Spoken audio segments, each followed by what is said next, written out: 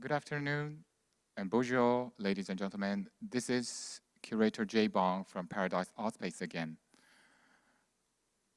Time flies, really, and now we are reaching to the last day of our Media Art Festival, INSCAPE, Voyage to Hidden Landscape. I do believe you appreciated, enjoyed, and immersed yourself of amazing 3 days of live performance and media facade with the constellations of artist lineup we prepared so far. Today is, I say, is a very important in other way because we have a precious chance to have a deep conversation with all the participating artists about their artworks and the theme, post-pandemic reality, with the artist as well. So the session will be as follows. The phase one will consist of the presentation from each artist about their projects, artworks, performances contributed in this festival. And the second phase, we will have a creative and free dialogue with all the artists together about the theme that penetrates all these practices we presented so far that I curated through this Media Art Festival. As I said, it's a really precious chance to gather all the artists in one space and see what types of creative energy and sparks are making during the creative dialogue particularly. So please stay tuned and watch the full session through the YouTube Live. Okay, so let's start with phase one session with the presentation by Mr. Herman Kolgen.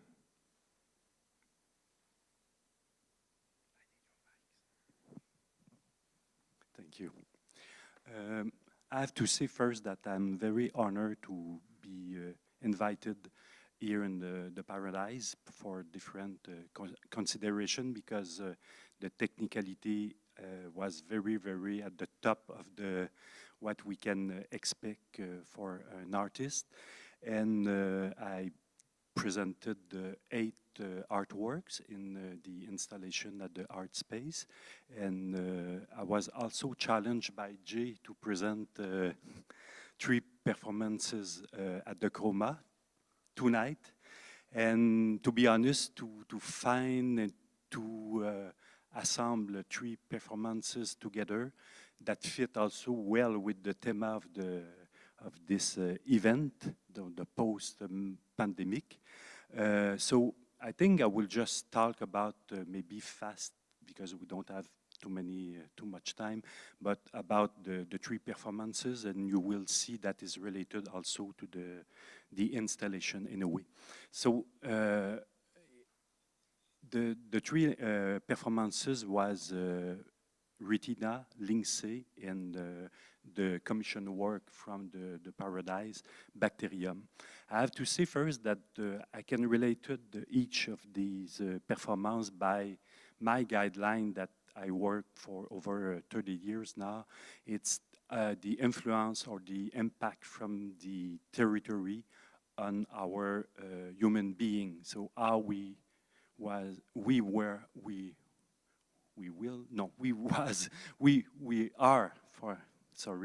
are influenced by this territory that can be very invisible, sometimes microscopic or more large scale, like for an example, the frequency of the earth, or the wind, or also the dust in the microscopic side, or the bacteria.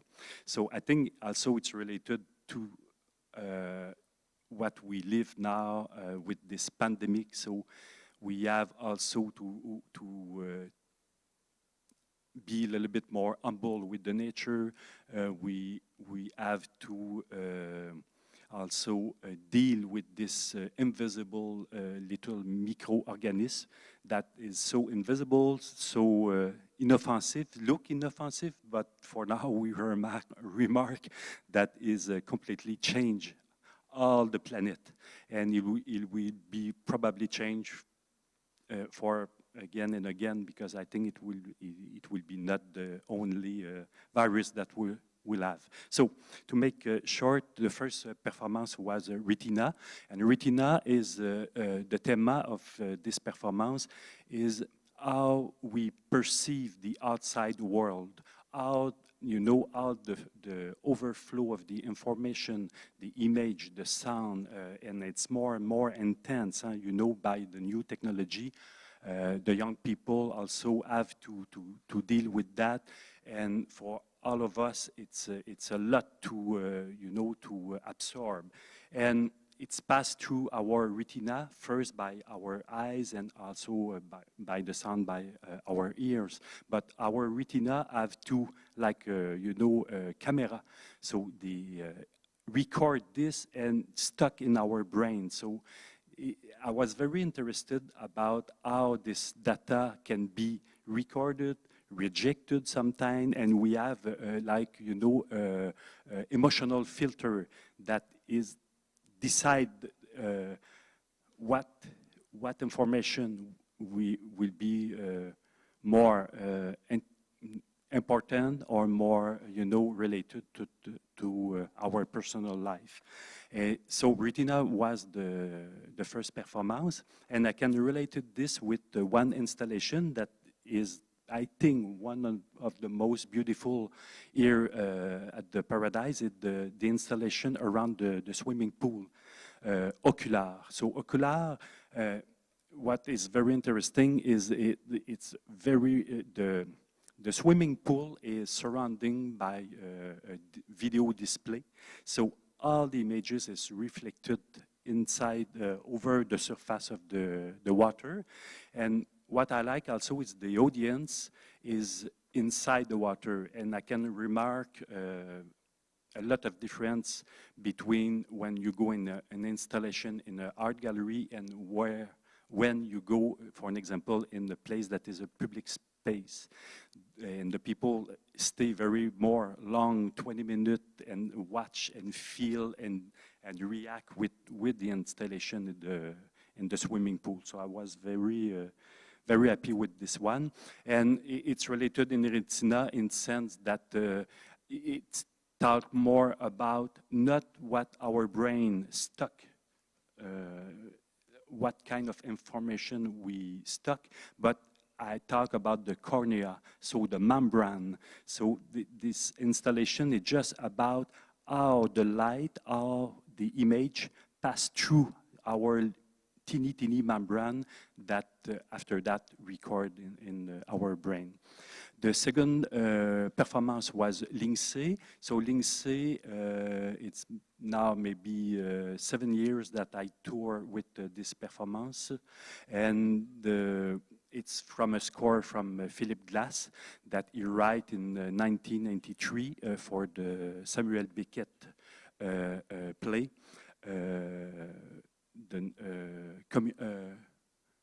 Wow, I don't remember the name. I will check my my note, maybe. Yeah, it's Company. That's why I write the C after the Lindsay. So, and it's related from an old man that died, and think all over his relation, important relation in his life with the father, friend, and I just transpose it with our relation now in our city, how we communicate and we stay in relation with each other.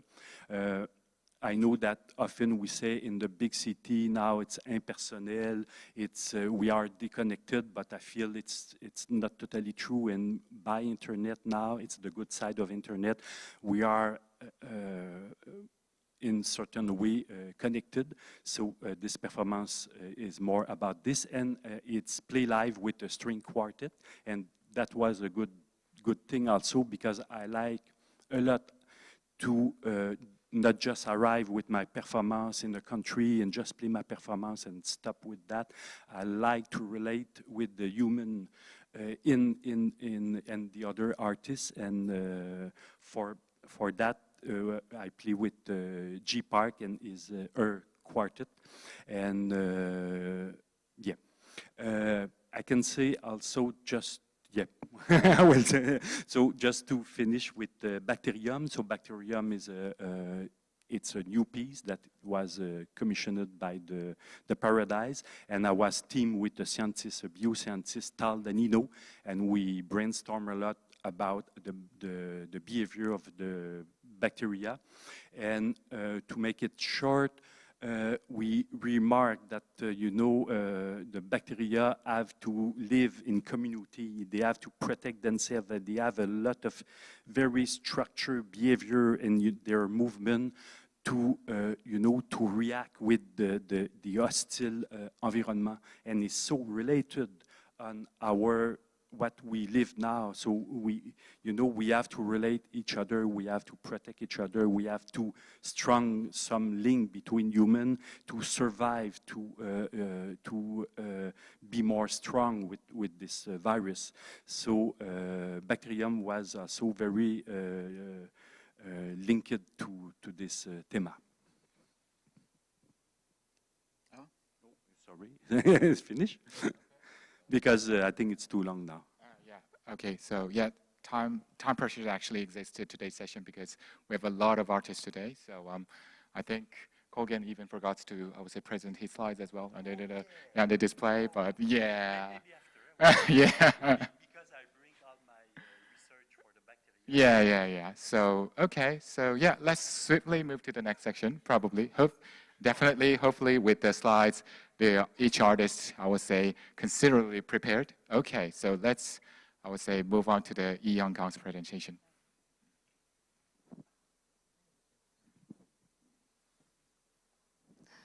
Hi, everybody. Can I have my material on the screen, please?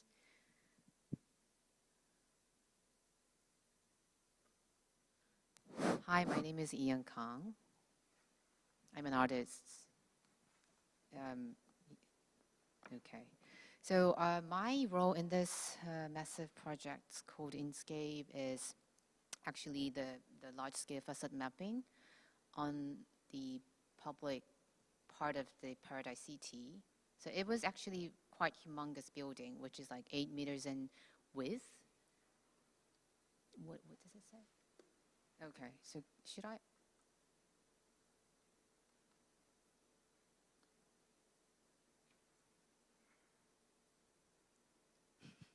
Sorry. Okay. Oops. Okay. Yes. To introduce my work, this is the building. So Kolgen's work and my work is playing together until next February. So if you're around Korea, it would be really great if you come to see it in person. And the title of my work is No Mother Nature.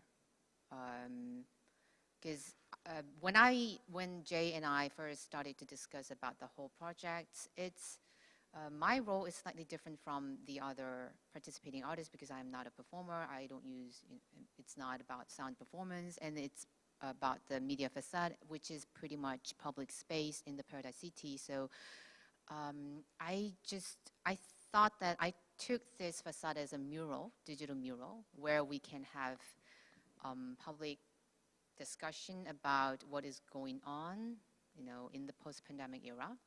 So I decided to name it No Mother Nature because I think that the term Mother Nature has a really huge problem inside of it. And we've been using it for thousands of years already. So let's just go to the next page. Yes. Oh, it's quite small. Okay, so my work aims to tackle the term Mother Nature. Humanity has been anthropomorphizing nature by calling it Mother Nature for thousands of years, and we regard nature as embracing Mother. So it doesn't matter how we mess things up because Mother will embrace us and heal us. So that is the ontological framework that we made for ourselves to exploit the nature, and that is how we endangered nature. And I think the COVID-19 is just the beginning of it. We will face another and another pandemics after these, so that will be pretty much probably the most frustrating parts for me. So I wanted to talk about some, why should we call it as Mother Nature rather than accept it as it is? Because nature is an entity, we cannot fully fathom. The whole algorithm behind of a nature is something beyond our interpretation. So in this, at the same time, it's public facade, so, oh, did I do something wrong? Yeah, so as you see, this is like 6 minutes long facade mapping. It started from the building itself, the white blank building, and it starts to transform into kind of, let's say, living creature as it transforms itself, and it turns into some sort of forest. And then it continues. There's a sense of, mare incognitum or terra incognita, the various sins of landscape, which is magnificence, but at the same time, it looks sometimes dangerous, and it looks sometimes precarious, because I think that is the essence of nature, which is we cannot fully understand. So yeah, this is the beginning of the work, where the white building transforms itself into a kind of mysterious creature, and then it continues to a forest.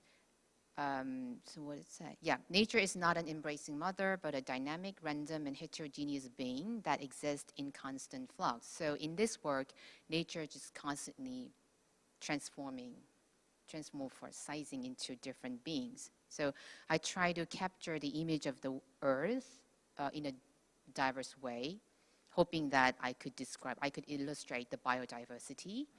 And then, because I'm sorry that I couldn't insert the video of it, because the premiere was just happened 2 days ago. So there is a seascape, there is a landscape, and there is a mysterious like forest escape. And then for me, the most important part of this projection mapping piece happens at the very last part, which is starting from here. This is a real footage that I filmed with the water performer, with the camera crew, because I wanted to talk about we should stop calling it mother. So that's the reason why I used a female performer rather than male performer. Yeah, is this? Okay, so in the last part of the work, the woman's body is submerging into the déborde. This is to avoid the sexist interpretations of nature and to fathom nature as a dynamic force that can swallow humanity in just 1 second. I just wanted to say that there is no mother nature. So this, because I wanted, make incorporate digital and physical and real footage and generated footages at the same time into this 6 minutes long video, hoping to provide some dynamic discussion, people who see this, and an artist participating in this INSCAPE project. So, yeah, that'll be it. Thank you. Thanks very much, Yiyun. I would say, I have to, I would say, reiterate that the first impression that I got from his artwork is really so recharging that I will talk in the last part. Okay, so yeah, Matthew, would you?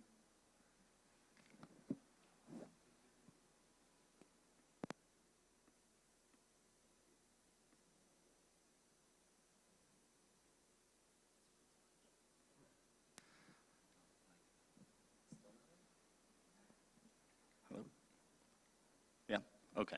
Here we are. Okay. Okay. I wasn't gonna. All right. Thanks. Anyway, my name is Matthew Biederman. I was gonna wait to show the slides, but we'll kick it off here.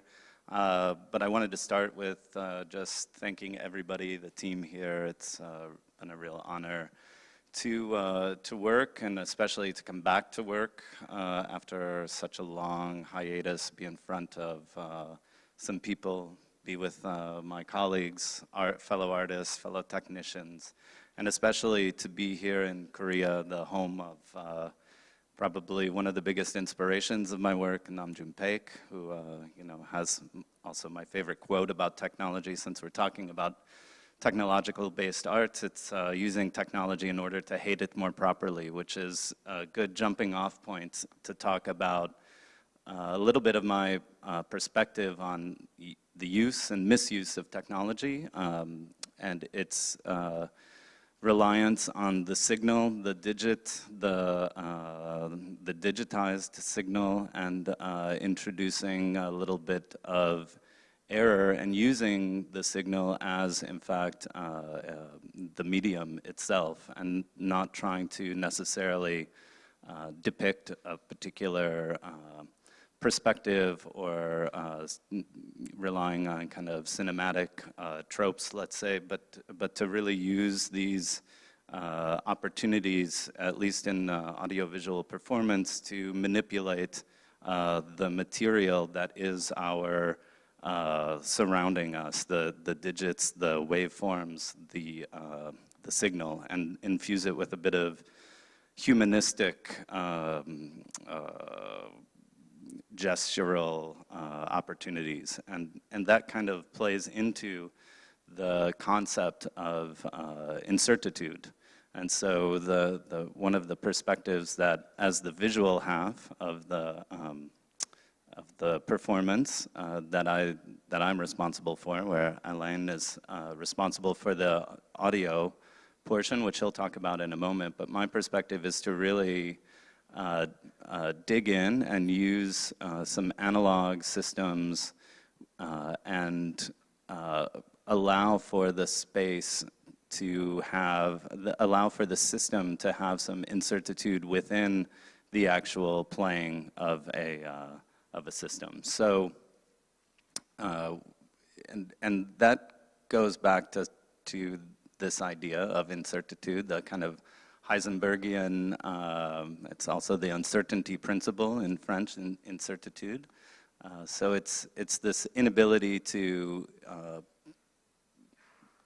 place or to understand where a particle is or the speed in which it's moving. And we can determine that only one of those things with any degree of accuracy. So it's this kind of quantum paradox that has yet to be sort of understood in all of its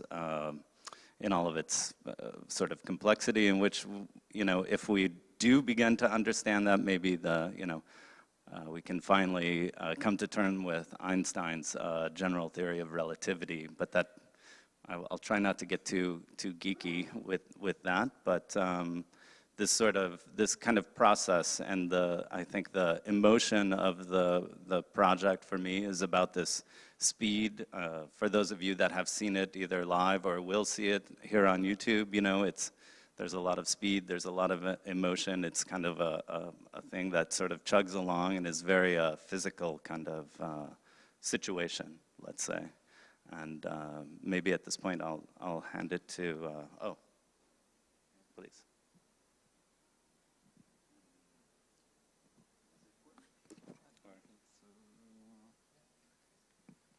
Voilà. Okay. But first of all, I want to have no choice than to thank you, Jay. You are the mastermind of this whole project, crazy project, and it's amazing that I think it was impossible that we would be here. Thank you to the Quebec delegation office also in Seoul. Without them, we would not be here for Québécois from Montreal.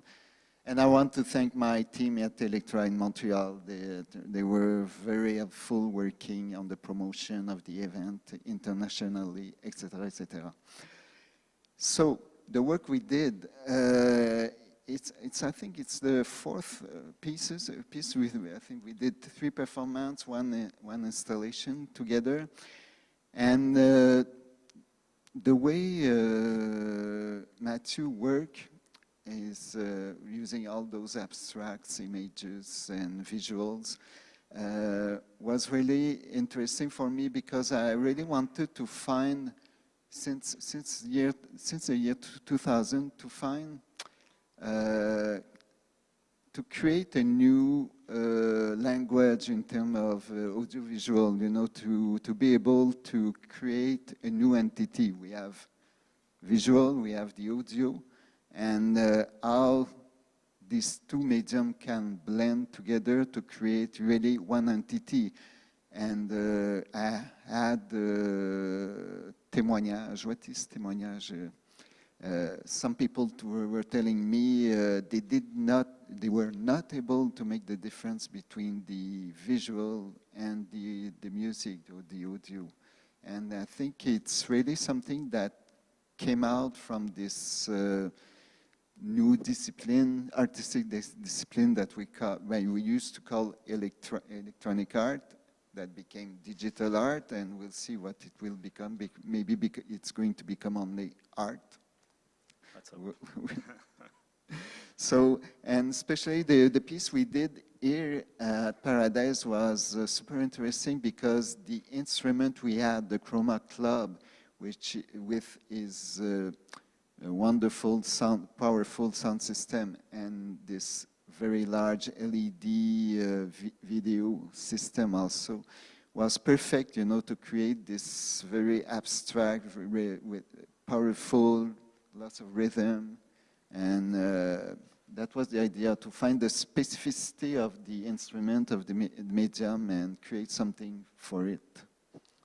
Yeah, I think in terms of that, it's sort of 1 + 1 = 3 situation. There's always a bit more, which also plays back to the sort of complexity of the kind of uncertainty principle, as well as this sort of dichotomy between this sort of wave particle, but yet, you know, we have light, which of course is what we all perceive within this electromagnetic spectrum, but we have yet to understand if light behaves as a wave or a particle. But what it does do is it creates our sort of visual experience of the world. So it is another 1 + 1 = 3. So it's a very similar situation as to this audiovisual, I think, perspective that we share in our performances.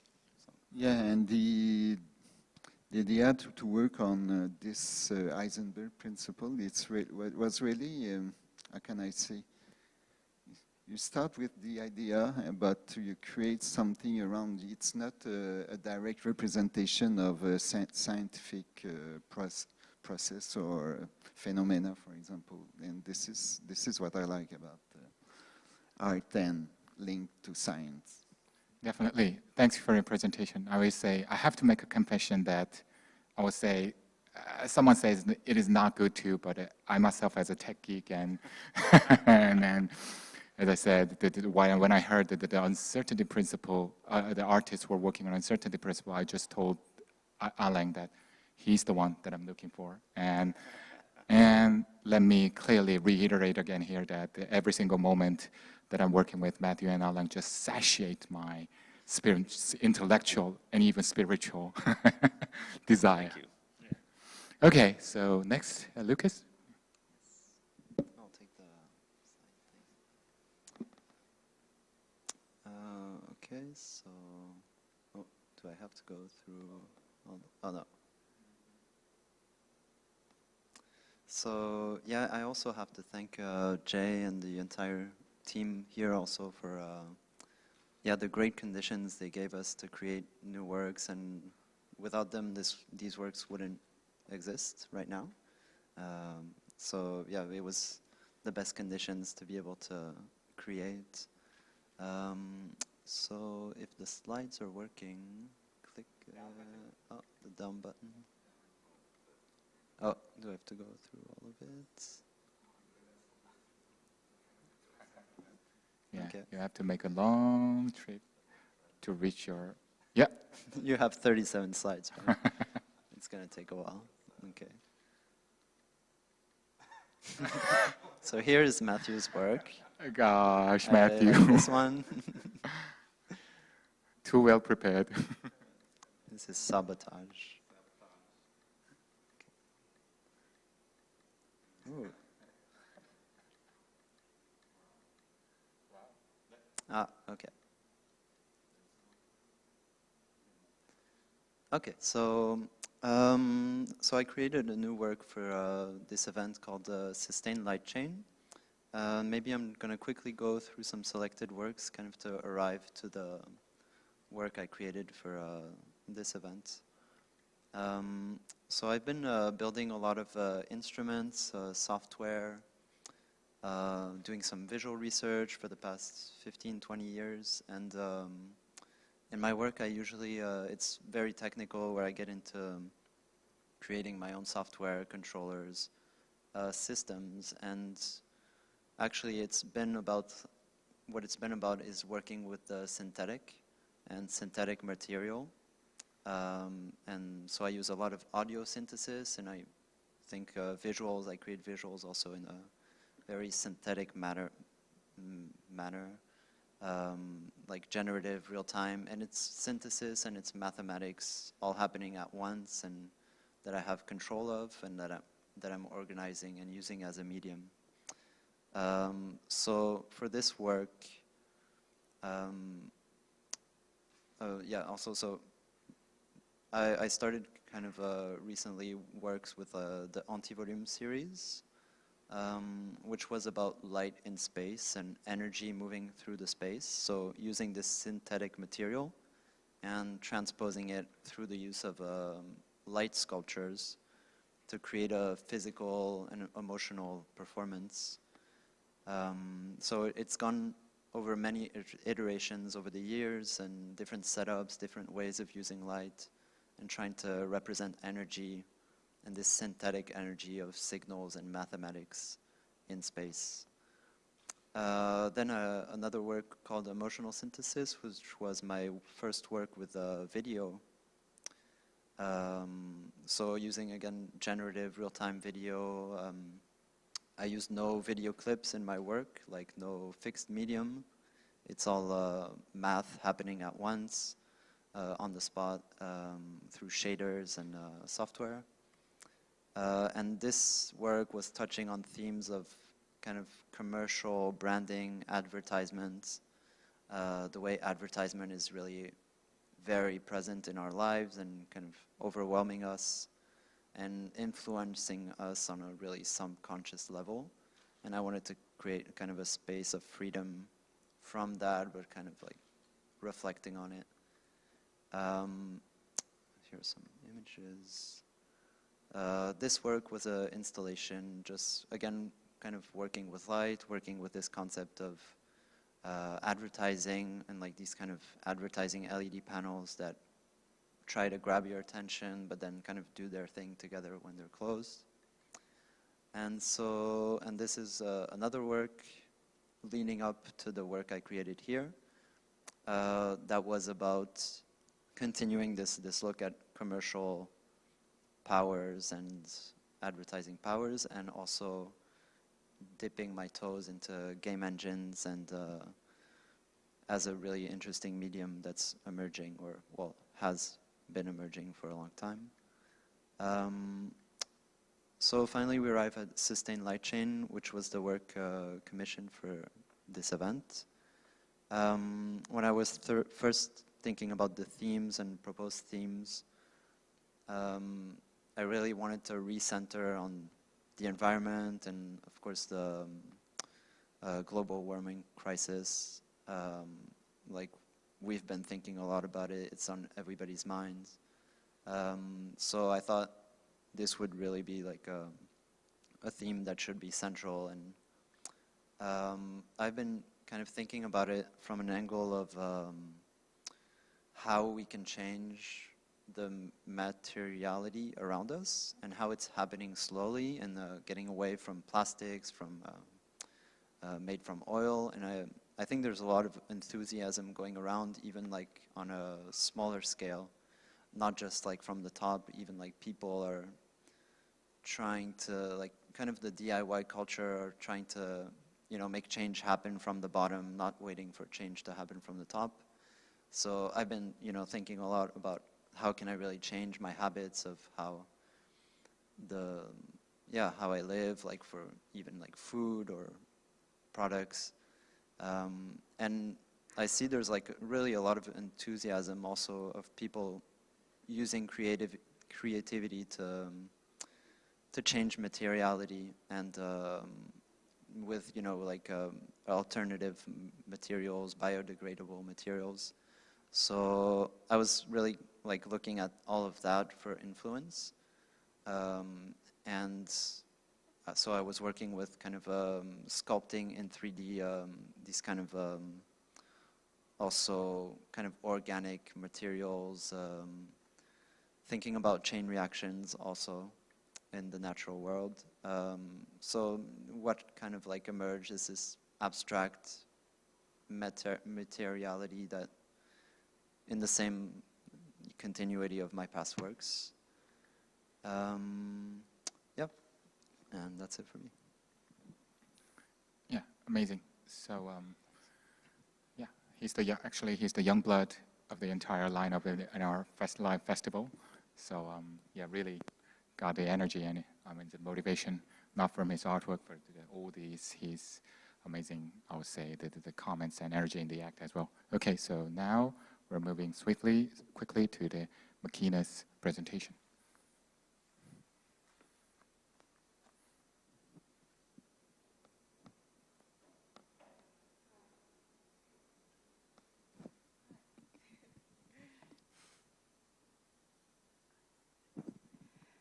Hi, I'm machìna, and I must say I'm really honored of this opportunity, and thank you, Jay, for every curation in this condition. Like Lucas said, it has been amazing few days for all of us. And yeah, actually, I'm not a good speaker, so excuse me that I'm gonna just read this. Oh, okay. Oh, sorry.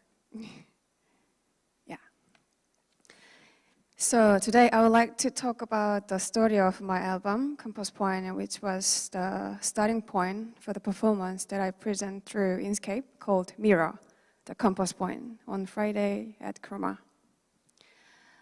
I've always been interested in the invisible things that we live in among. That's why I'm in love with music in the first place, because I feel that sound is clear proof that invisible material can be stronger than visible.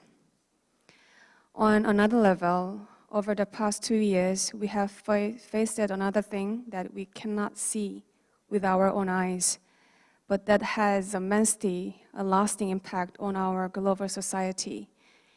COVID-19 could not be seen, but its immensity has been felt all across the world, almost suffocating us in every small part of our daily lives.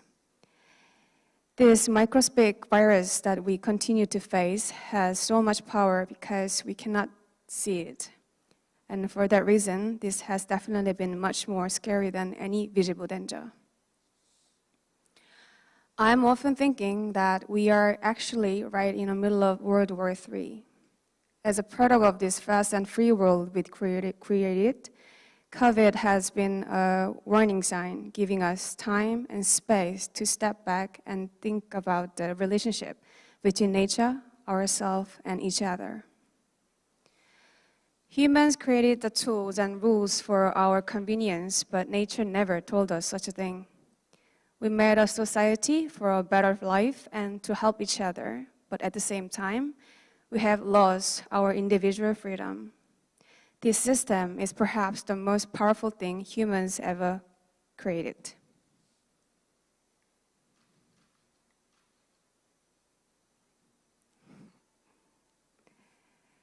So I decided to make a new album amidst this terrible context. I started to think about how isolation might actually be a positive thing. So I decided to actively isolate myself to create a scenario where time and space were mine, and I could use this distance as a way to explore their relationship. That's the hut that I'm gonna talk about next. So I decided to go to the mountains and borrow the hut for a month to put myself in total isolation with barely another person in sight, 2,000 meters higher than I usually sit, much closer to the sky, much closer to the ground. Here I could step back and from the system and avoid all the possible effect could be control that could make me believe something that I didn't really want to. This is the hut in April.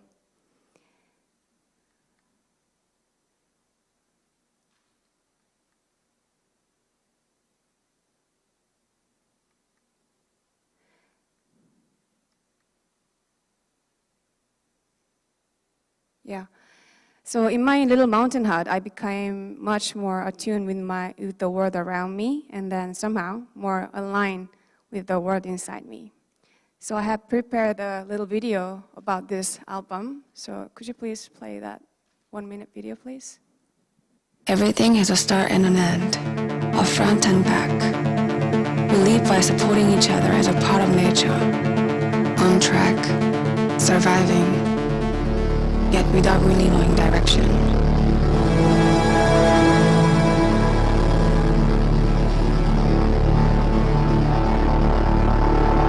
I was afraid,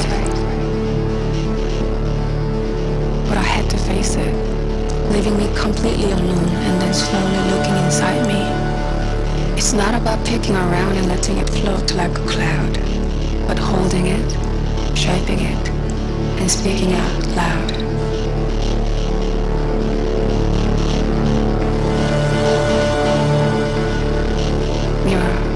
The compass point.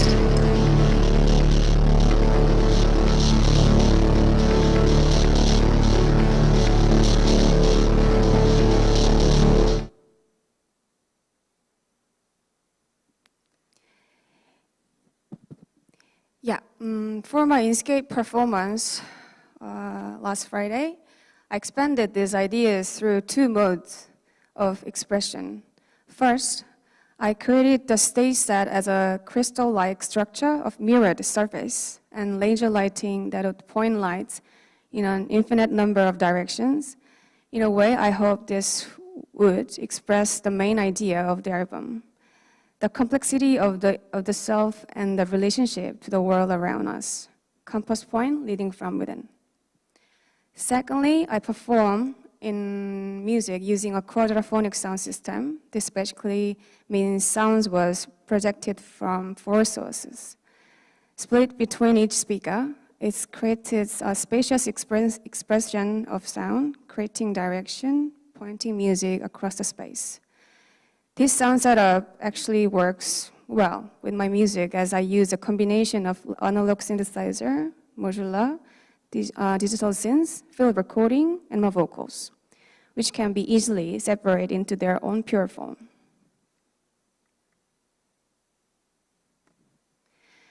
In the end, I feel that this kind of critical awareness is really important to find out who we are, which can be the first step to understanding each other and this world. And I hope this work and these ideas can motivate others to look beyond the everyday and the create something space to think and realize the present. Thank you. Amazing, I would say. She's the particularly unique, I would say, takes a particularly unique position in the artist lineup because she's the only one that touches, I would say, not the specific theme but more like a more fundamental way that the thinking make us thinking about the deep side, deep down there of our own selves, which I will also talk in the second phase session as well. Okay, so now it's time for YEONO's presentation, and I will take the privilege as working as his translator. Yeah, YEONO. Yeah. First of all, I'm not really good at English, so I will speak Korean. Sorry for that. So Jay will translate it if we need. 네, 안녕하세요. 저는 연호라고 합니다. 예.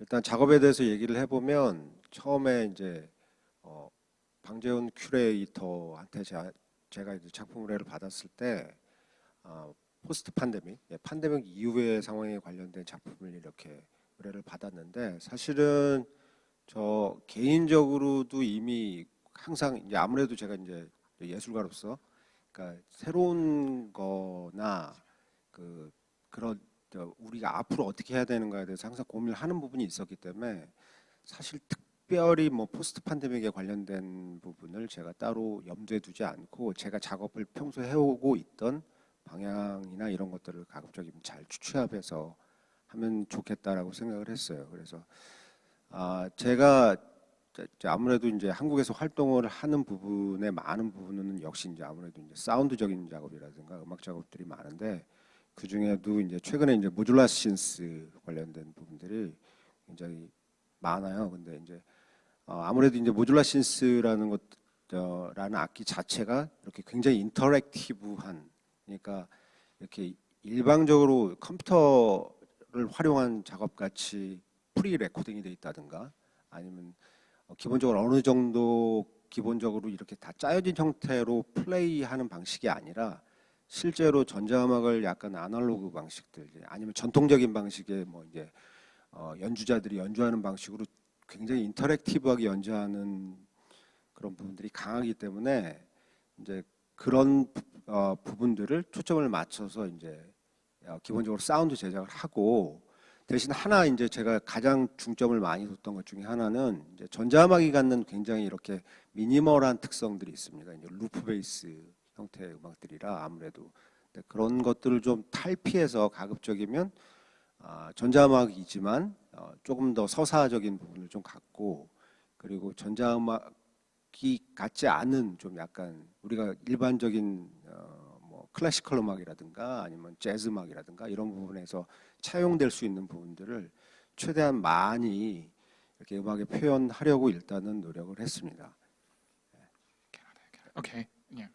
It's quite long. Okay, so, all right. Help me, my brain. Okay.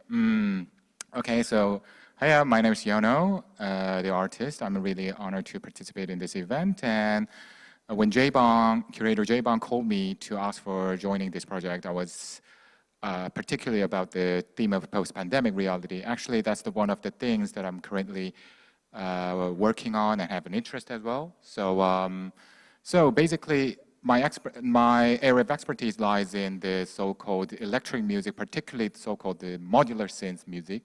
So, and the thing is that the modular synth music, one of the key aesthetics that modular synth music sound has, is the real-time aspect. It's not a pre-programmed, it's not a organized one, but it's just constantly changes, I would say, in accordance with the operators, manipulations, and the other inputs.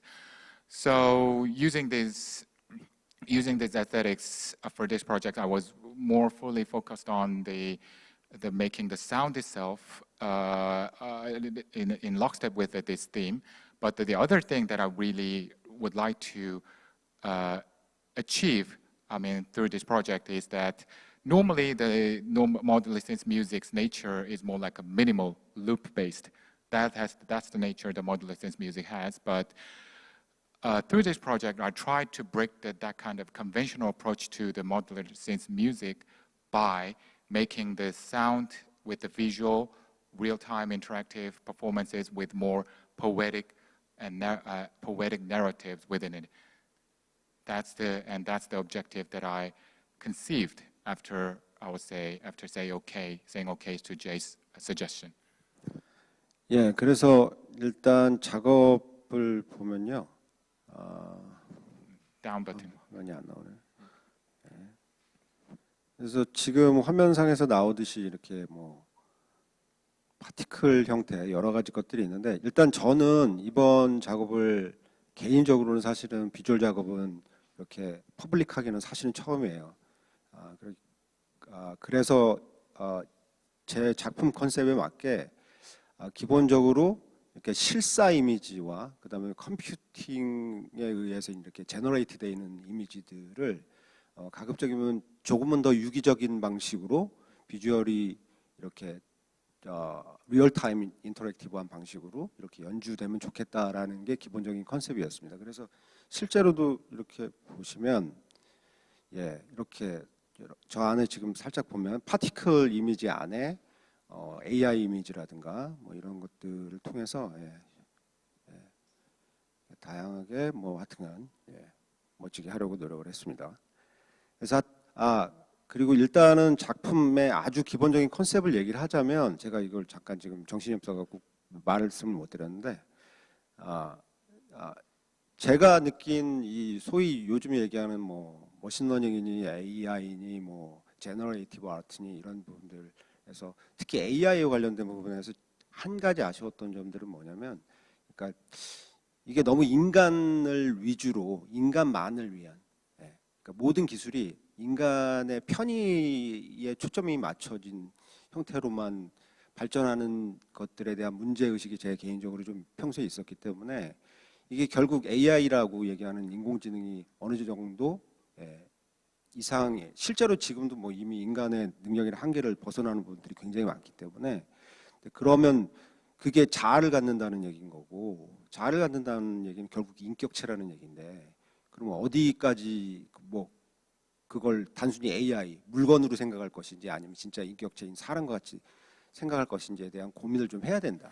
그리고 그게 바탕이 되지 않으면 그게 인류의 행복이나 편의를 위해서 만들어진 AI 기술이 그렇게 좋은 결과만을 내지는 않을 거다라는 내용이었고 그래서 실제로도 이미지 안내에 보면 다양한 형태로 실사 이미지와 아까 말씀드렸던 그다음에 제너레이티브 때는 여러 가지 다양한 이미지들을 활용을 했는데 왜 안 나오죠?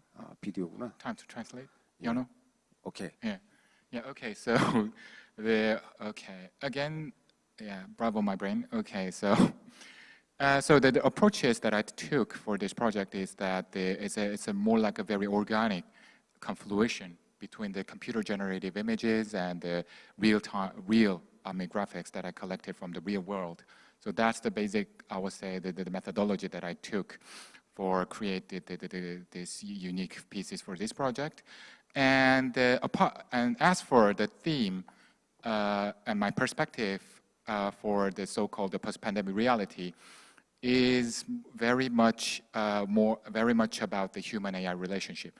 So particularly the challenges against its human-centric perspective or human-centric approach towards the AI, meaning that humans normally, it's like a more like a conventional. It becomes conventional that humans obviously regard AI as a very convenient and high-handed tools or the things that the machines that are ready to serve and we could endlessly exploit and use it and utilize and even prey on. So what I want to deliver is that I really have a strong, as I said, opposite.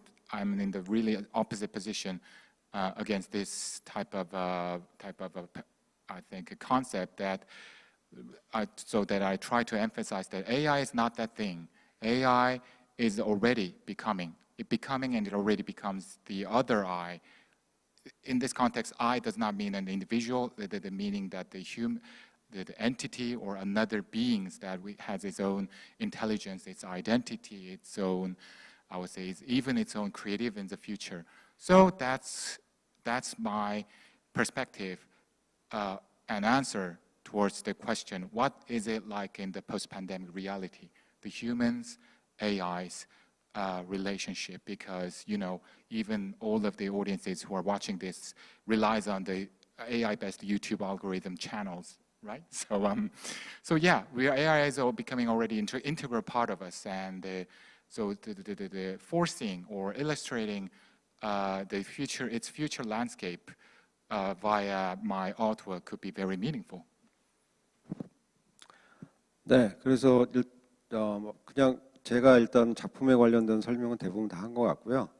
마지막으로 이렇게 아주 훌륭하신 큐레이팅을 해주신 방재훈 대리님에게 감사를 드리고 그리고 이렇게 좋은 기회를 주신 파라다이스 시티 관계자 여러분들에게도 다시 한번 감사를 드립니다. 감사합니다. It sounds a bit quick jump, but that's the core concept of my artwork introduction and my project introduction for this program. And I, again, deeply appreciate the curator Jae Bang and entire Paradise City and all the other staff, and even the artist who joined in this lineup for all the contributions they made for presenting my artwork in this project. Thank you very much. Okay, so seems like we all covered each artist presentation about his own art world and the artwork, the artworks that he or she created for this project as well. I think now is the time to declare a very delightful surprise as well. Actually, I would say, of course, INSCAPE, the Voyage to Hidden Landscape program, starts its ambitious first step in this year and will start its global premiere in next year at Electra Montreal Media Festival with the amazing help with my admired and cherished friend Alain Thibault. But it's very inception, I mean the very starting point or the seed starts from last year's the media program called A Perceptional Glimpse Traumatized Convention, simply saying AGTC. So the surprise I prepared for you and the artists for is that we now have the featuring artist Shohei, KYOKA, who joined the previous year's media program about not the post-pandemic, but mainly about the pandemic itself. So they will more than happy to join as a sort of alumni of this entire, I would say, the voyage that I designed. So I think maybe it's a good idea to hear about their projects, I would say just quickly, so that we could, I would say, make some more rich context about what we're gonna discuss in our next phase session. Okay, so Shohei, KYOKA, are you there? Yeah, can you hear me? Yeah, we can hear you, and yeah, okay. We can see you also. Okay, konnichiwa. Okay, can you hear me now? And KYOKA, you there too? Yeah, hello. Okay, so we can see you, KYOKA. Could you turn on your video as well? Oh, my video not on? Okay, now we're looking at you. Yeah. Yeah. Okay, yeah. So let me explain at first for me. Sorry? Yes. Okay, as first, thank you for introducing us. And I'm Shohei Fujimoto, and an artist based in Tokyo. And we were participating in project Paradise City last year, and I'm happy to join this talk session.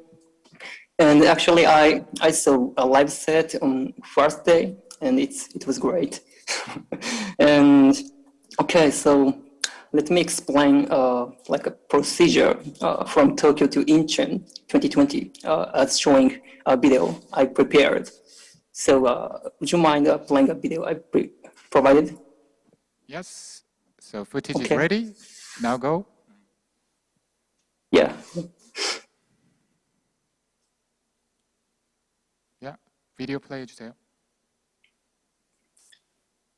Sorry, I can't see a video. I can see now.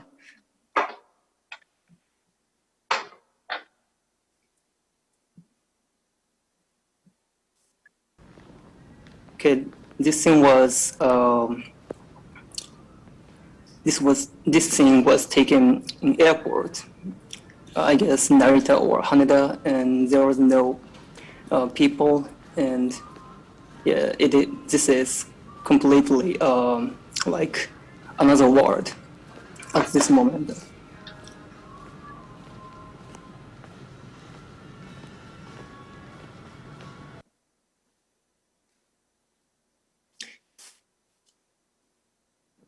And I got isolation 2 weeks in Incheon and this thing was, yeah, it's like a memory in isolation place. Yeah, good memory. It was not good, but not bad. Yeah, we all know. Yeah, the quarantine, 2 weeks quarantine. Yeah. And then this is the situation in on-site. And we prepared 20 laser bars.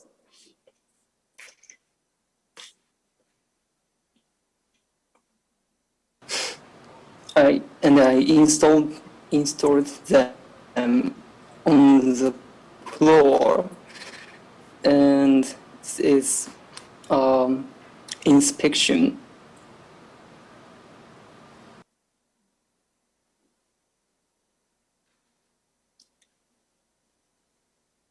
And it was difficult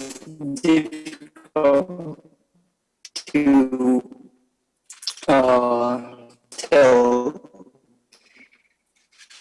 situation of the sound to KYOKA will be speaking. We were confirming visuals I made via Zoom, and we tried send and receive sound signals from Berlin to Incheon, and finally we used TeamViewer just to confirm and to control sound PC from Berlin.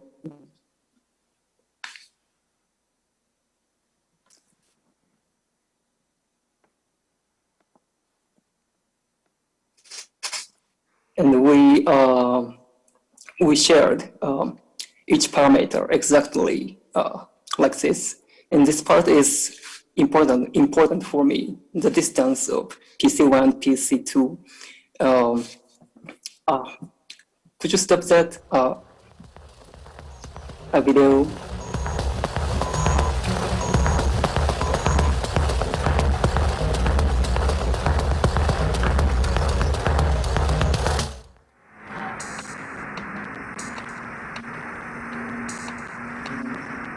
I made a virtual sphere using countless laser modules.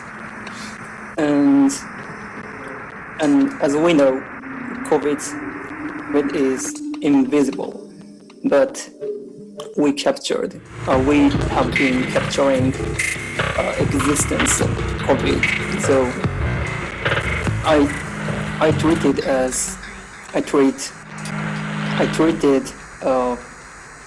COVID-19 as ingredient visuals.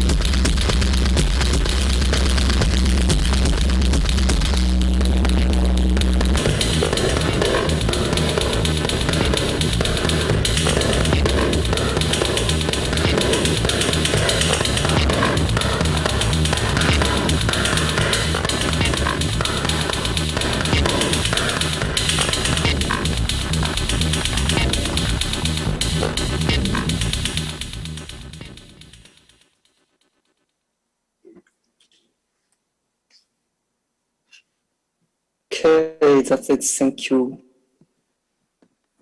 Thank you very much, Shohei. And I believe KYOKA is now listening just out of this video as well. So I think it's a very, I would say, good opportunity to what we did, me, Shohei, KYOKA did last year to, I would say, make the very, I would say, the initial or I don't say primeval, but it's our initial journey that leads to the, I would say, the birth of this year's INSCAPE program.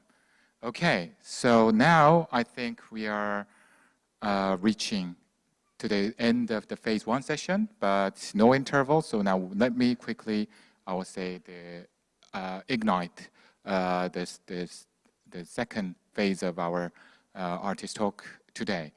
So as I said, the second phase artist talk will be the creative and free dialogue among the artists, including Shohei and KYOKA, about the so-called the post-pandemic reality of this, which is the main theme of this program.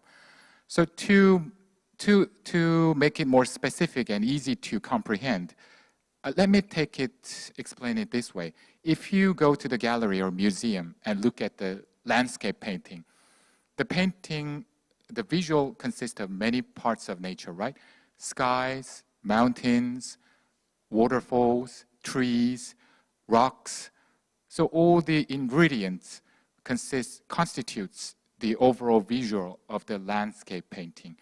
So through this, I would say, just like these, I would say, components constitute the overall specific landscape, what I try to deliver through this program is also the hidden landscape, but that will come to the surface in the near future after this pandemic with a totally, that's why I call it post-pandemic post-pandemic reality.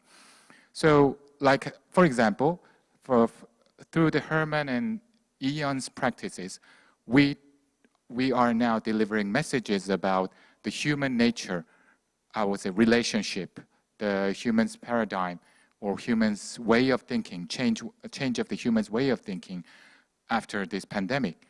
And for Matthew's, with the Matthew and Alain's performance, we're talking about this uncertainty, the one of the aspects that made us all feel very hard and very clearly that derived from this pandemic, even societal way and even technological way. You know that the quantum computing... Recording in progress. Yeah, I know that. Recording in progress. Yeah, we all know that. Okay, so... yeah, so you know that even the quantum computing technology already becomes a part, right? So in technologically and societally, uncertainty is making his faces new again after this pandemic. And for Lucas' performance, for example, I would say the virtual and the real, the materiality, even look at this. Shohei and KYOKA are virtually here, yeah, right? And without any physical body material. But this is the reality. The pandemic just, as I said, facilitates us to behave. And machìna, all the sorrows and all the regrets, all the new discovery, all the inspirations we got from this pandemic, through machìna, I try to make the audience see themselves literally digging into their INSCAPE and try to, I would say, try to discover themselves in new way to be more prepared for the post-pandemic. And YEONO, as I said, AI, should I say more about that? Yeah, AI becomes some like commodity, and not just commodity we could utilize, but the commodity, as YEONO just reiterates that the subject with its independent identity and realities. So it's okay. Forgive me if I does not use this French word appropriately. Through this grand voyage, starting from Shohei's and KYOKA's performance from the previous year until today, after we all presented our practices to the audiences. We are in the great transition period, in my opinion, that we have to build the new landscape of the post-pandemic consists of AI, quantums, uncertainties, and virtuals, and the human natures. And these all things are gathered into, I would say, to illustrate the post-pandemic reality, a landscape painting called post-pandemic reality. So this is the thing that I am now keen to discuss with all the artists who are sitting here today. So my, not questions, my topic naturally leads to what each artist, I would say, post-pandemic landscape they're now having in their head, and then how that will stimulate or functions to their, as I said, creatives and their own perspectives to comprehend their surroundings and even their own art world as well. So that's the topic that I brought for all of you, the artists, for here today. So maybe, I think, starting from Herman, maybe? Yeah.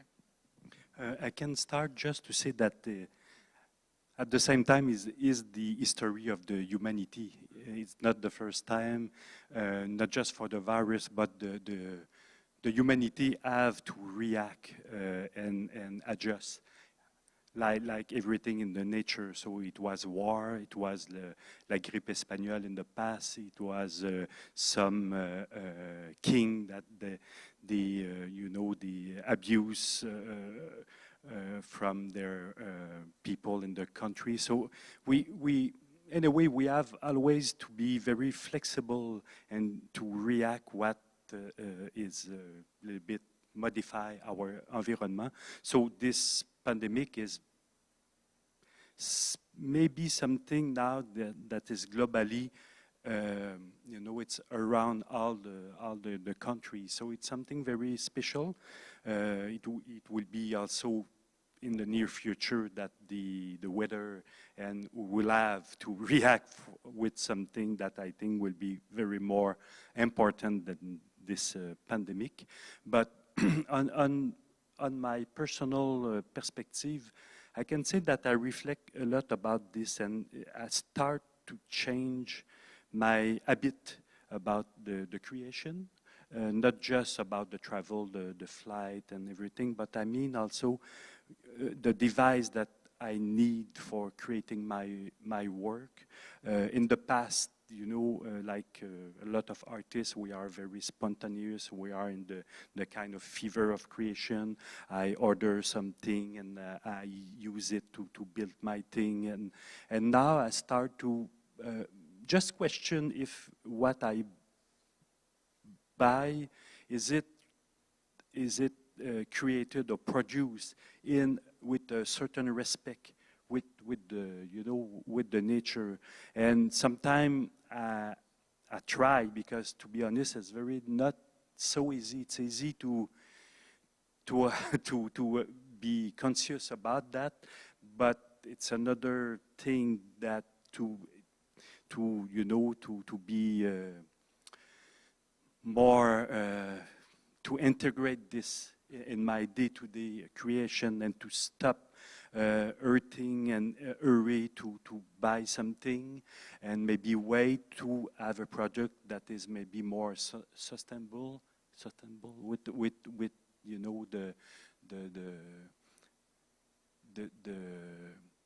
the way that the company produce it, and the ways of each of these components. So yeah, it's beside the food, it's beside for sure all the other things that all the people have to take care, but on an artistic point of view and an artistic behavior in the creation, for me, it's just trying to add this in my way to work. It's be amplified with the pandemic. Yeah. Right. I think Matthew's got something to say. Yeah.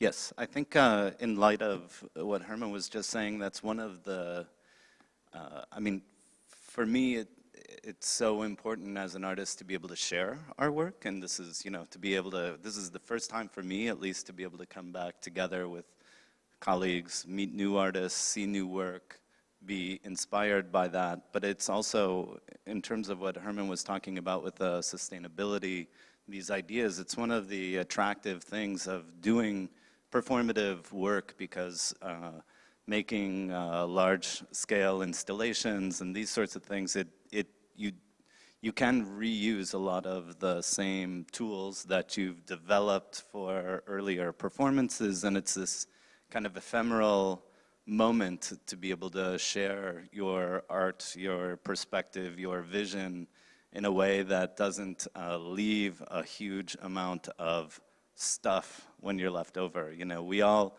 used the same sound system, we used the same screens, I mean, maybe a little bit with a different variety, but this was the same kind of instrument and space, which I think is points to an interesting paradigm for art making, art sharing, and these sorts of things. Because yeah, that's clearly one of the unique nature, yeah, that has become the part of this program as well. And I know that was the machìna also was very heavily inspired and impressed by Herman's artwork as well. Yeah, during the pandemic. So, and also the unique, as I've said in the previous session, given her unique, I would say, the nature of his performances, touching the, as I said, the INSCAPE of the humans. So I would say I'm very curious about your, I would say, opinions about my topic.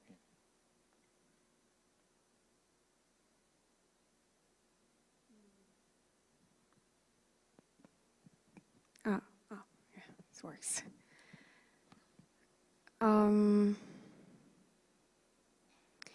I focus the inner self because I think that's the only thing I can fully invest in. Probably the first thing I can do something in this situation, because I can control myself, right?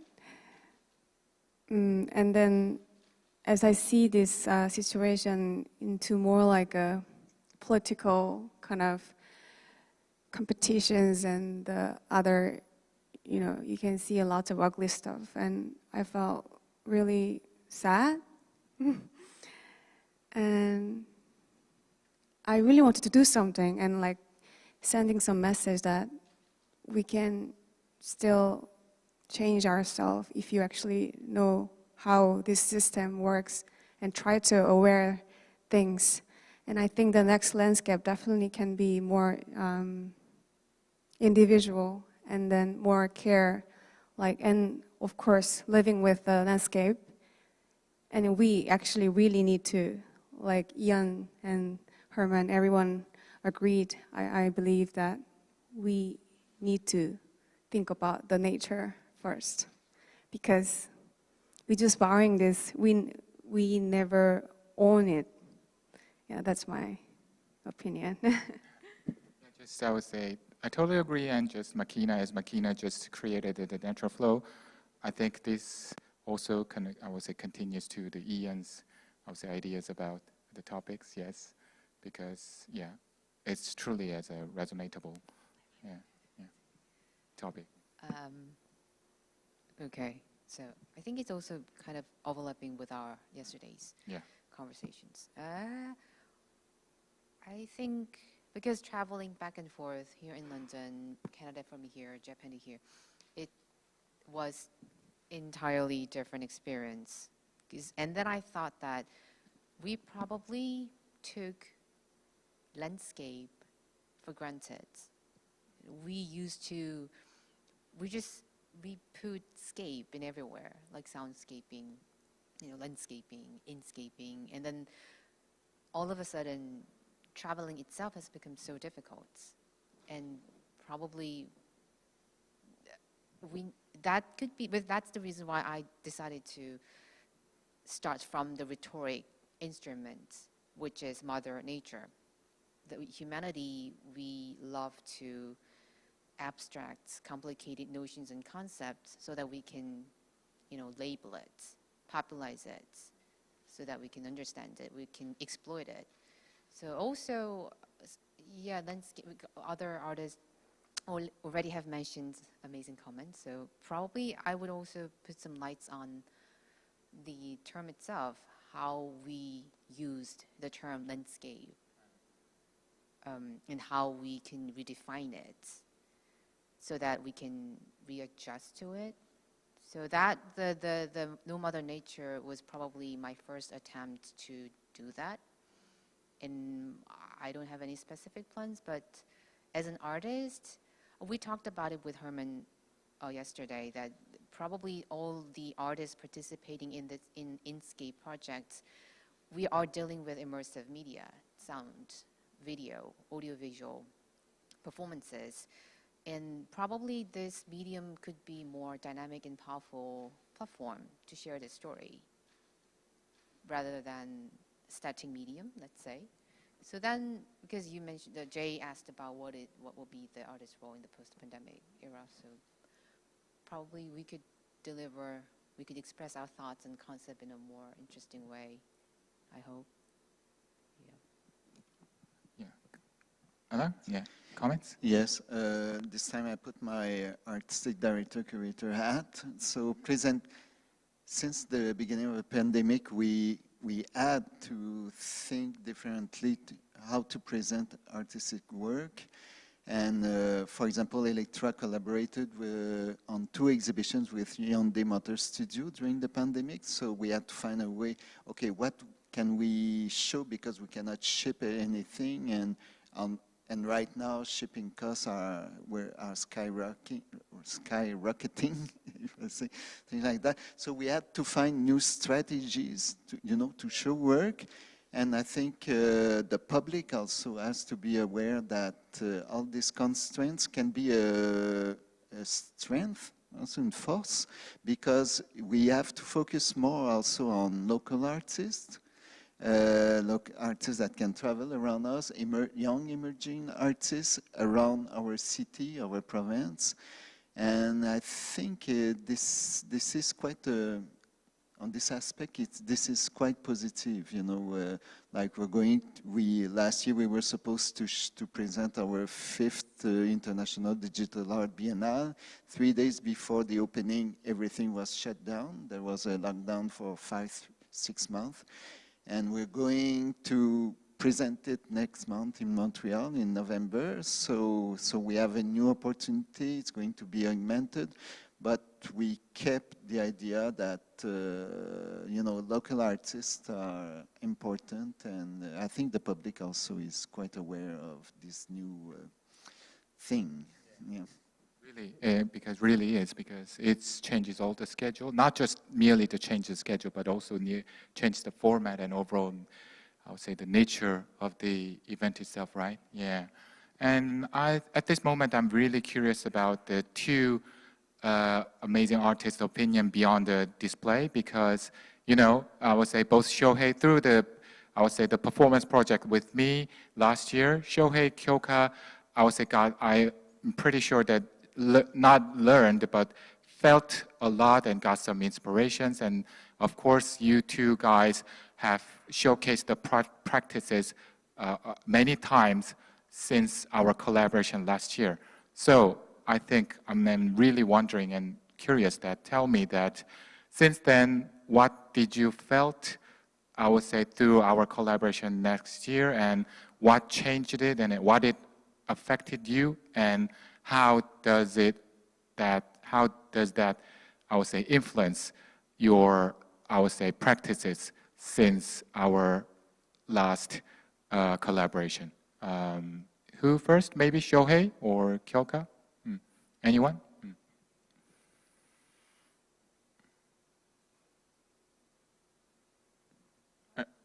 Are you guys listening?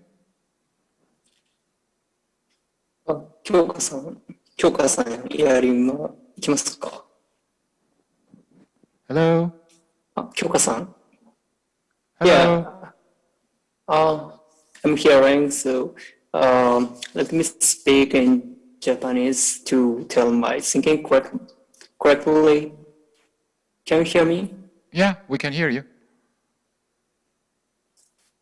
Jason, can you hear me? Yeah, I can hear you. Okay. So let me speak in Japanese from here. Okay? Yeah, no worries. I will translate it. Yeah.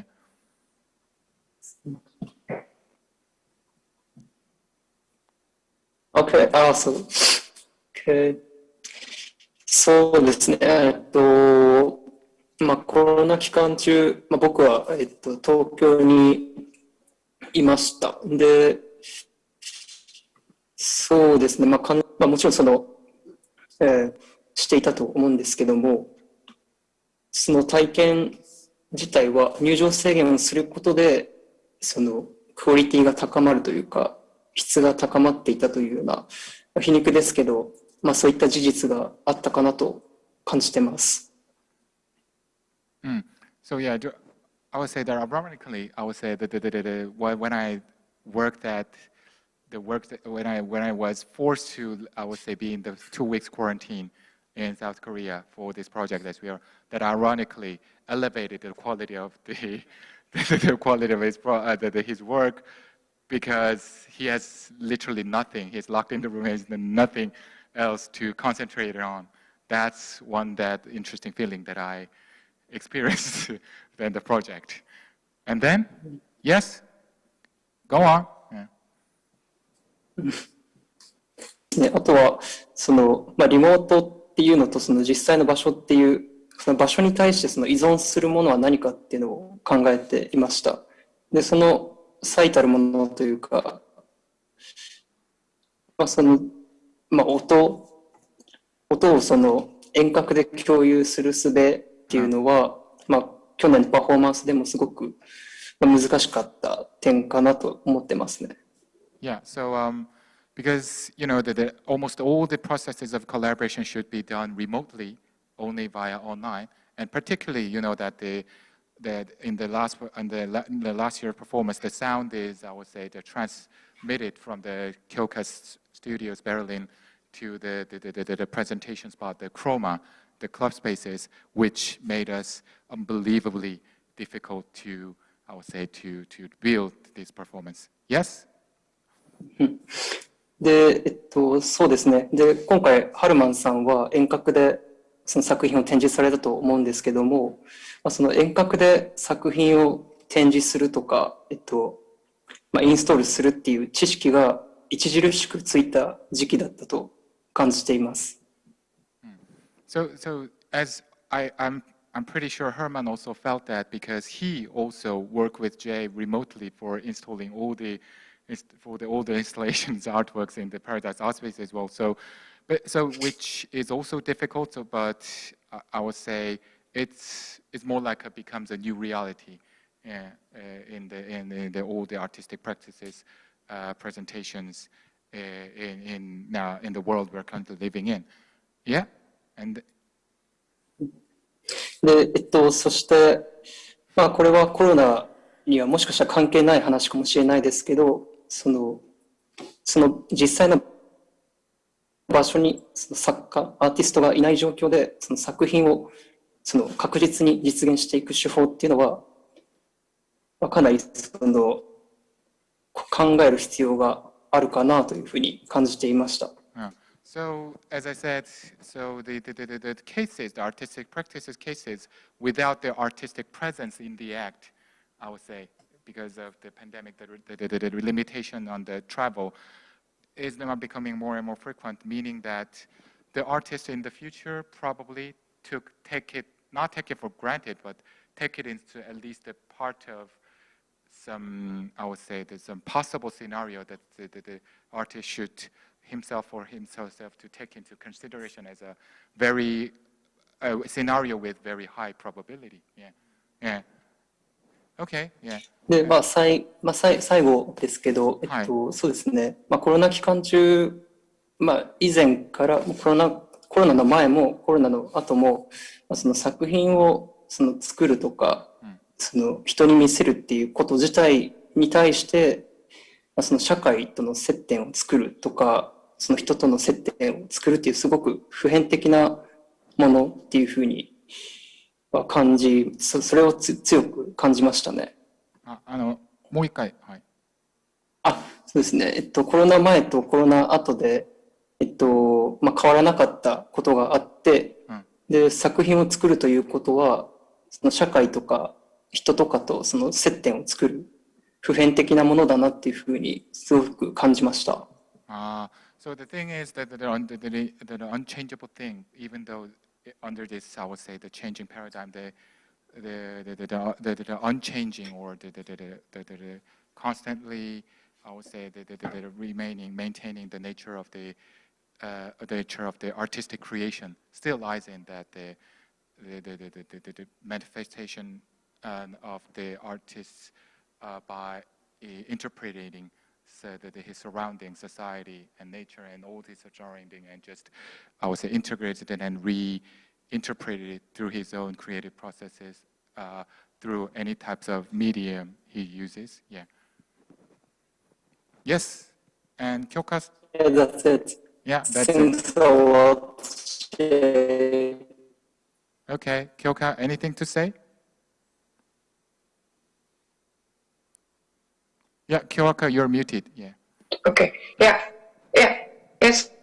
Finally, I speak. But my problem is my phone battery is now dying, so I try to speak quickly.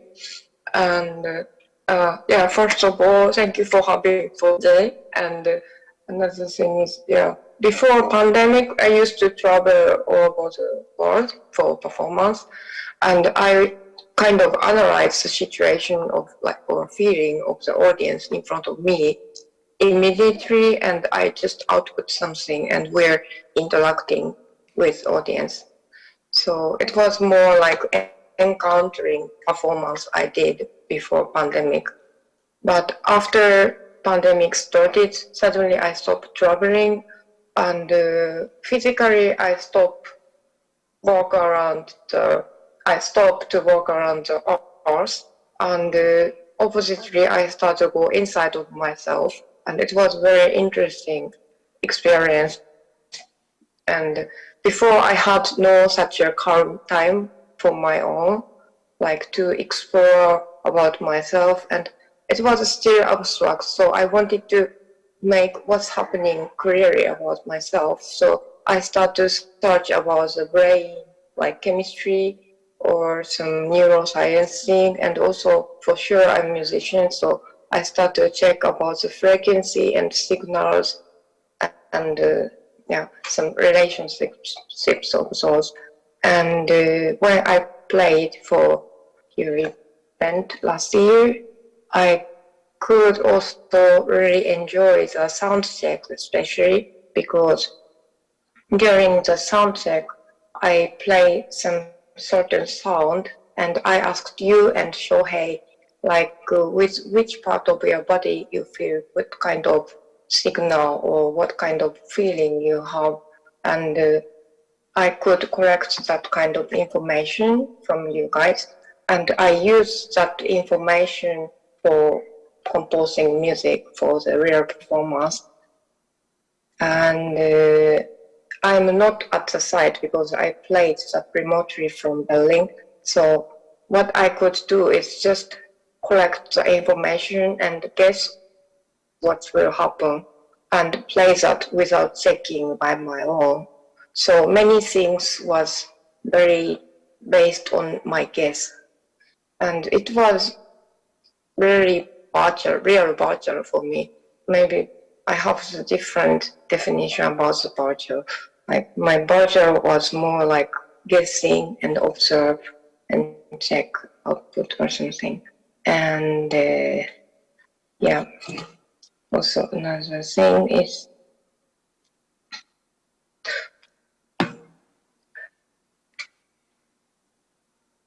I think I spoke everything. So. Okay, so really was really, I would say, I still remember.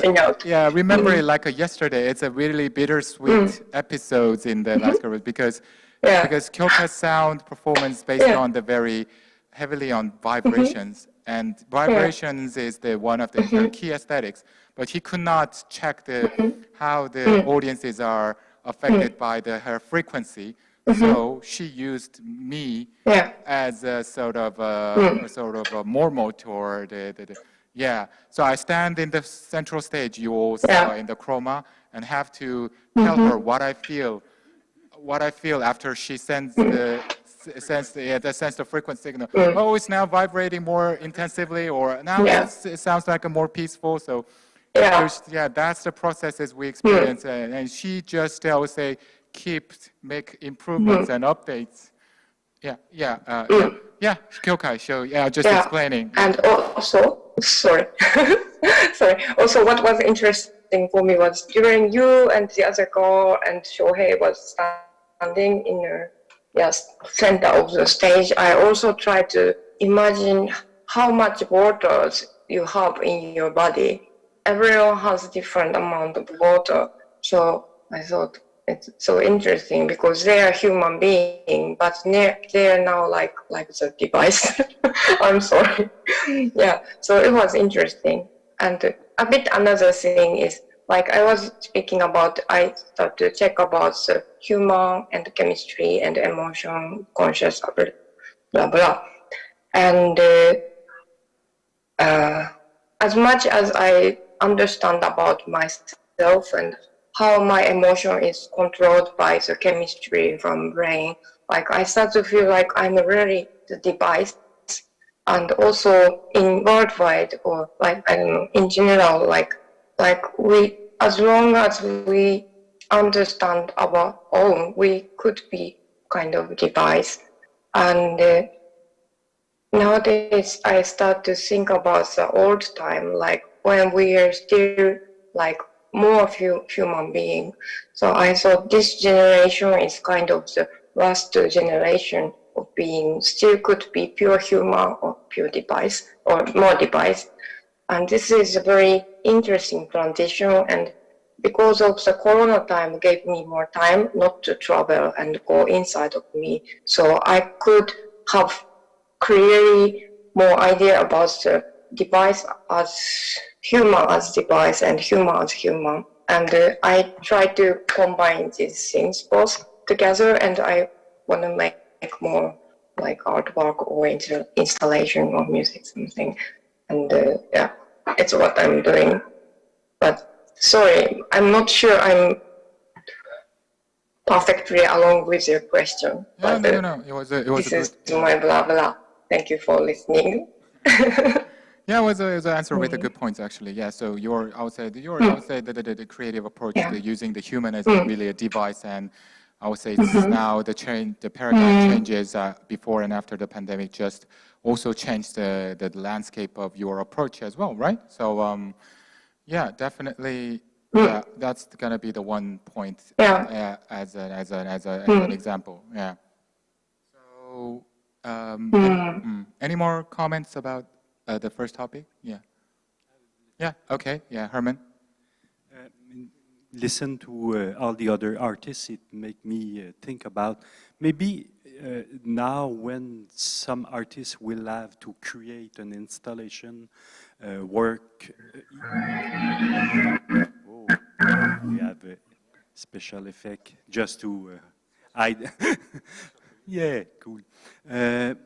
I mean, when we create a new piece, maybe now we will have in head to think about how this piece can travel, or maybe just create the concept and think about maybe it can be construct and produce in the country that invite this piece, instead to create and ship all the component, and also we can use the component of the country. So at the first stage of the conception, maybe we can have in our mind to have a concept that fit with this kind of dynamic.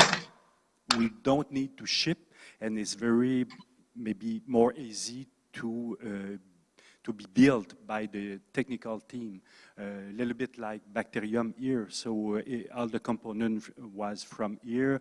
We sketched the idea, but it was complete and assembled here with all the component from the country. So maybe some artists, because I think it's more easy like that that think artwork with maybe without the shipping, the official, each time to ship the artwork. Materiality issue, yeah, that's got it. Just materiality, speaking of materiality, that reminds me of my second topic that I prepared, and my first, I would say, the designation will go to the Lucas, the materiality, that the key theme you're handling. So yeah, I mean, and Lucas is, I think, is the relevant one to be the first commenter about the second topic, because he's as I said, he's the most youngest one, and he has I would say, the much more lifetime than we do in our remaining life. Because what I want to talk about is what is the artist, I would say, not a role, but it could be regarded as a role or meanings in the post-pandemic reality. As just, I would say, this actually question is improvised heavily, I would say, through this conversation between Herman and Yiyun's, I would say, yesterday's, I would say, premiere, because you know that the artist has its own, not an advantage, but its own unique nature to ability to provide some perceptional, I would say, things to deliver to the audiences by making an artwork. So in the light of this, I think there will be some, I would say, the values or meanings or the roles that only the artist could, not only, but mainly artists could have a competitive, I would say, edge to do in the so-called post-pandemic society. Not, of course, it could be raising awareness about the upcoming reality, but there could be many other things. So about this, I really want to hear your opinion, starting from Lucas. Yeah. Yeah. I would say recently, like, the artworks I've liked the most, or that have moved me the most, have been actually like artists that kind of have a vision of, if there's a collapse, if there's like another world, there's some artists that are really anchored in actually the reality of, like, right now, of how we could live in that world and how we could live happily and, like, maybe even better. Like, I think I like kind of going beyond the dystopic stories we have of the future, you know, like, and from science fiction we have a lot of dystopia. And I think we need, like, some more hope also, and also ways to, like, you know, project what could be the future. So yeah, those kind of works that are working and that are set, like, in actual, like, in the actual reality of the present, with, like, a speculative fiction artists working on that. That's been the most inspiring for me, and I would like to contribute maybe also to this.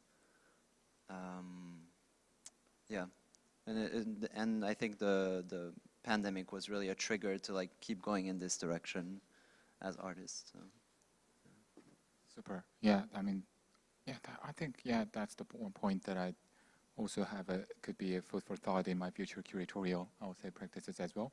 And this question also naturally calls for YEONO's comment about this, because as I said, human AI is not just the theme that just art only deals with. It's more like more like a food, could put hot potatoes for all, I would say, the social domains, right? So technology, society, humanities, some researchers, academies, and artists and scientists, all the people are saying something about the human AI relationship, of course, and it's frequently, of course, I would say, it was as mentioned and realized in very different ways that almost every way we can imagine. So in terms of this, YEONO's, your practice is also throws a lot, not just questions, but implications to us. So what do you think that your role or your artwork's role or you think could not just contribute, but anyway, through meanings to the future society?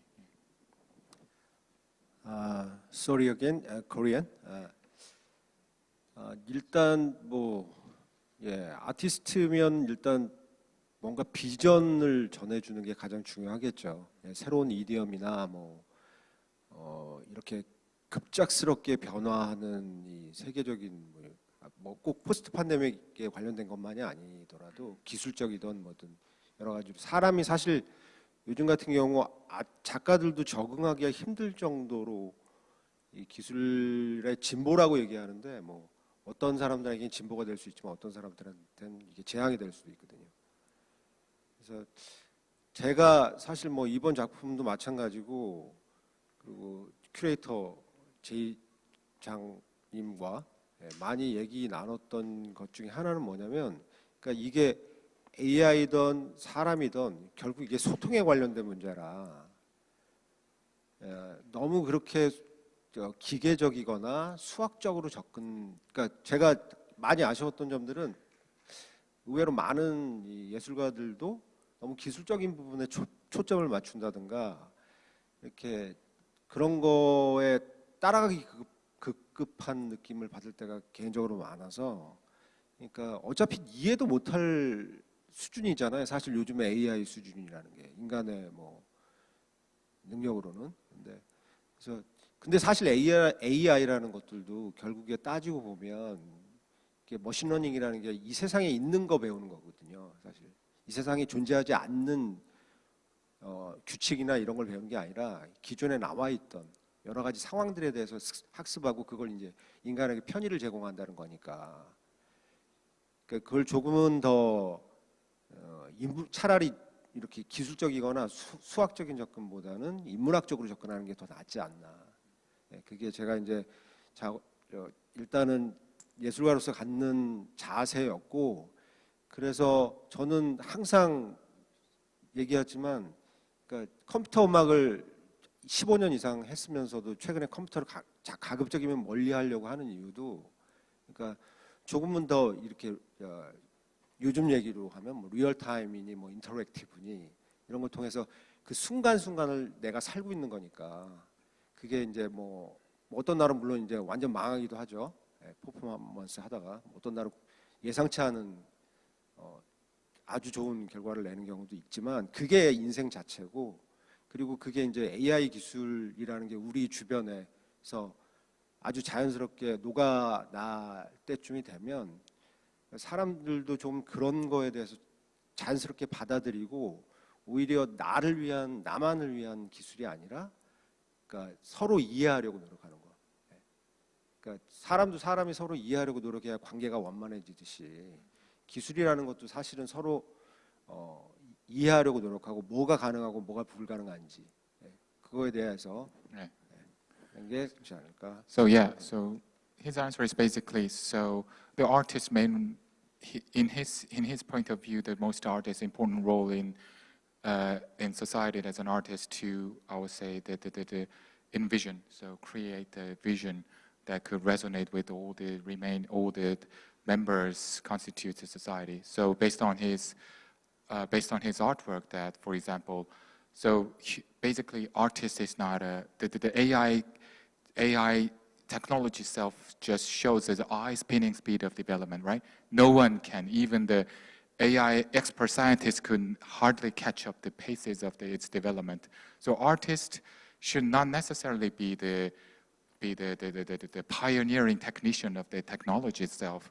What he tries to say is that artists should be the person who actually just catches the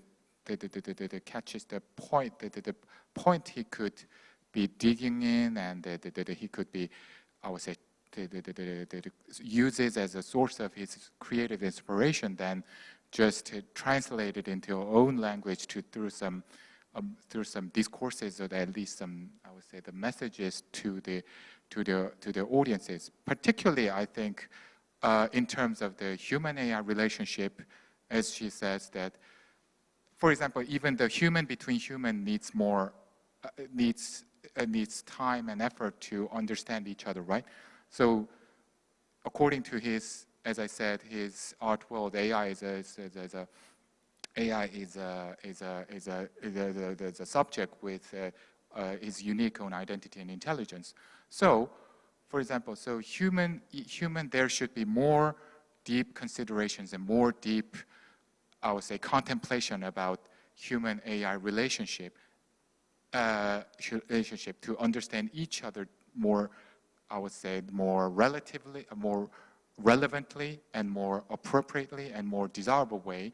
And that's the area that the AI scientists, the AI technicians, or for example, like politicians or economists could not do that, because they are just, I would say, thinking about more the rational benefit or rational the outcomes that they could, I would say, harvest from the AI, not considering the overall, I would say, the directions about the human AI relationship. So the humanitarian should do. So, for example, ethicians should do, but artists could be could take a very critical role in terms of this by making meaningful practices and, let's say, showcasing to the public as well. That's what he think as an artist role in post-pandemic reality. So, any more comments from you guys about this, I would say, topic? Well, I mean, I just want to, I'm trying to formulate this right off the top of my head, but I think one of the issues with technology in general is that it's often used as this solution. And it's a sort of a top-down approach for the way that we talk about technology, and rather than maybe always talking about this sort of situation, we need to think about how technology is nature. Nature is kind of a technology in and of itself. I had the unique opportunity to work with some scientists who started to, they were able to look at, you know, as science does, they look at things sort of smaller and smaller, and they're able to kind of recreate these kinds of conditions and structures that occur on a sort of a crystal and level. And what they said to me is, you know, what you have to understand is that, in fact, the highest technology is nature. And that really stuck with me. And I think that that's something we can all sort of think about as we employ technology to sort of address kind of technological issues, which I think we sort of all do in our work. So. I think that's a really good point that Matthew just pointed out, that, yeah, I mean, technology, it was also the issue that actually Yiyun and also that Herman, we discussed I would say quickly yesterday. I mean, they ended part of the premiere as well. So, yeah, I mean, it is truly the discourse that we should, I would say, consider not as an artist, also that as a human being that constantly, I would say, constantly depending on and using and employing the technologies. Okay. I think now it's already 6 p.m. now, but I've got a final, I would say, things which is very delightful. I would say it's actually it's actually a question rather than some sort of topic. So we all know that we are gonna with this lineup we are gonna, I would say, present an amazing another, I would say, the performance program in Quebec, Montreal, Canada in next year 2022. So I assume, and I assume you already agreed that when the time has come we fly to Montreal and present our first global premiere version, then the landscape will be changed also quite, maybe at least a little, perhaps quite a lot. So people are now saying with Corona or new normal, or I think personally do not like the term new normal because, yeah, I don't agree. Anyway, so new reality, different landscape we are going to face in next year. So with this lineup, I'm very looking forward to it. But what you're simply saying, it's a really casual question, so don't take it seriously. What's in your head now for me and Alain and you, all of you guys in Montreal 2022? Okay, so first to Firstly maybe perhaps starting from machìna.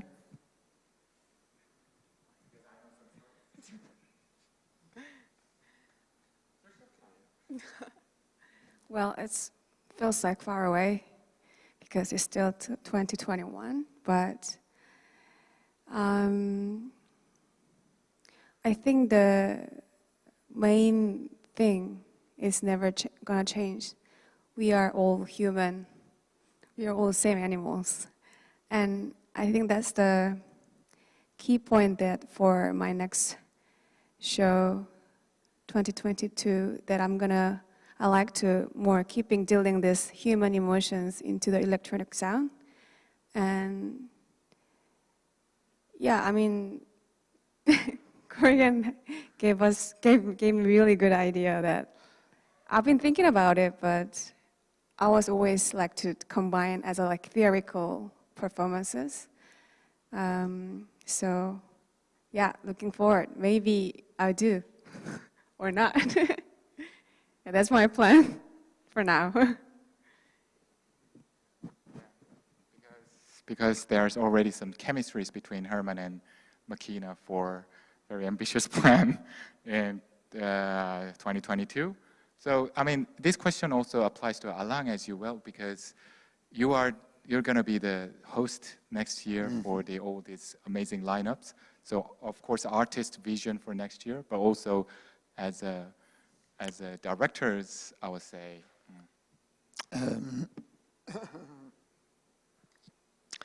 Sometimes I tend to have some kind of, I like dystopic visions and all this. It really inspired me, the strange nature of human, and because I think part of the world was partying very hard right now, and so the pandemic was kind of a wake-up call, and I think it redefined all our values. So it's going to be great to have all of you in Montreal next year, and we'll see what will happen. You know, things are going well in Quebec, and we'll see what will happen with the rest of the world, and hope we can get out of this thing as soon as possible. Yeah, I think for my part, like for the next year, it's just keeping refining this work, and especially like going more into research and the kind of the sharing of knowledge and information. That's something we didn't talk too much about, but like what's exciting now is like how much people are learning about other cultures, about, and that's the continuity, like from the beginning of the internet that happened, and that let's not forget that that's what was cool about the internet. And that's what I'm excited about, just like learning a lot of stuff, like building up knowledge collectively with like the external mind of the internet. So that's what I'm looking forward to, I guess, for next year. Yeah. Brilliant. So, okay, so I think I used up all the, I would say, the topics and discourses that I prepared. I have to confess. And if you guys, including the KYOKA and Shohei, who are over there virtually, if you guys have any comments or, I would say, questions or topic you try to throw for free, talk, I would take it as a last one, and more than happy to discuss it. Any? Okay, cool. Okay, I think the entire staff for today will be delighted that because we becomes very punctual, for artist talk session, which is highly desirable because their atmosphere is becoming more pressure on me. So okay. So I think I have to say at this point that we are now ultimately and officially reached to the end of INSCAPE Voyage to Hidden Landscape Media Art Festival for 2021. And I have to say this at this right away, before I becomes too emotional, that this entire media art program was made possible. Has been made possible with the all devoted and even sacrifices of all the entire staff and artists and Alain, the co-producer, and the Quebec, I would say the Quebec government and Quebec delegations' amazing support, and Canadian embassy support, and the numerous, I would say, numerous contributors. And I couldn't make it without even a single miss of this contribution. So as a curator and the director of this festival, I think I can't thank you too much about your every single contributions that you made for me and this program as well. And I deeply appreciate it, and I will do my best to, I say, to make it more meaningful, not just in the future with the Electron Montreal in 2022, but also throughout my life as a curator to make some meaningful practices as a curator. So, merci beaucoup, and thank you very much. Thank you for all of who watching this, and thank you for all who made this possible. Thank you very much, and we will see you in the future. Thank you.